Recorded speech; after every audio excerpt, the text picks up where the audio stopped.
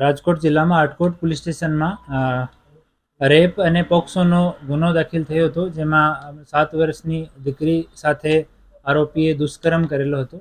આજ નામદાર કોર્ટ સમક્ષ આરોપીને રજૂ કરતા 5 દિવસની પોલીસ કસ્ટડી નામદાર કોર્ટે રજૂ કરી હતી. કસ્ટડી મળ્યા પછી સરકારી પંચો સાથે આ ગુનામાં જો વેપન તરીકે સરિયો કામમાં લીધેલો હતો અને અન્ય વસ્તુ આની ડિસ્કવરી કરવા માટે ડિસ્કવરી પંચનામા કરવા માટે સરકારી પંચોની હાજરીમાં ગુનાવાળી જગ્યા અમારા આટકોટ પોલીસ સ્ટેશનના પીઆઈ, એલસીબીની ટીમ અને એસઓજીની ટીમ સાથે ત્યાં પંચનામો કરવા માટે ગયા હતા. પંચનામો પૂરો થયા પછી ત્યાં જ પૂરો થતાં જ્યારે પરત આવતા હતા ત્યારે આરોપીએ ભાગવાના ઈરાદાથી પોલીસ ઉપર જાનલેવા હુમલો કર્યો.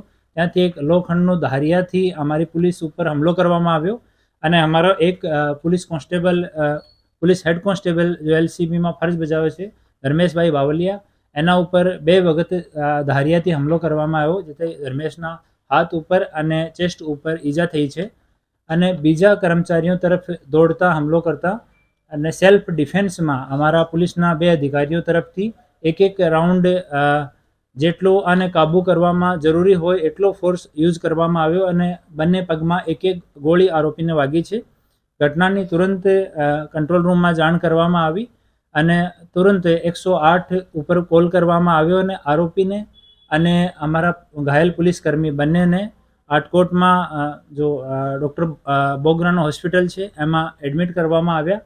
ત્યાં પ્રારંભિક સારવાર થઈ છે. એના પછી આરોપીને અને અમારા ઘાયલ પોલીસકર્મી બંનેને રાજકોટ સિવિલ હોસ્પિટલ ખાતે રેફર કરવામાં આવે છે અને હવે બંને ઓન ધ વે છે. બંનેની હાલત સારી છે અને જેટલો આવશ્યક હોય એટલો ફોર્સ યુઝ કરવામાં આવ્યો અને આરંભિક સારવાર ત્યાં કરવામાં આવી છે અને ડિટેલ રિપોર્ટ મેડિકલની એક વખત અહીંયા મેડિકલ એક્ઝામિનેશન થઈ જાય એના પછી જ કહેવામાં આવશે. અમે એની પહેલા દિવસથી જ અમે તમામ ઇન્વેસ્ટિગેશન માટે ફોરેન્સિકના પુરાવા અને જેટલા સાક્ષી જેટલા છે આ તમામ વસ્તુને લઈને એકદમ પ્રોપર તરીકાથી તપાસ ઝડપથી જેટલી વહેલી થઈ શકે, જેટલી જલ્દી થઈ શકે એટલી જલ્દી તપાસ કરીને અમે ચાર્જશીટ કરવાના છે.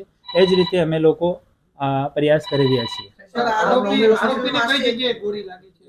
આરોપીના પગમાં, બંને પેરમાં, ઘૂંટણાથી નીચેના ભાગમાં બંને પેરમાં ગોળી વાગી છે. પોલીસ ઉપર હુમલો કર્યો છે એનો બીજો ગુના દાખલ કરવાની કાર્યવાહી આટકોટ પોલીસ સ્ટેશનમાં ચાલુ છે.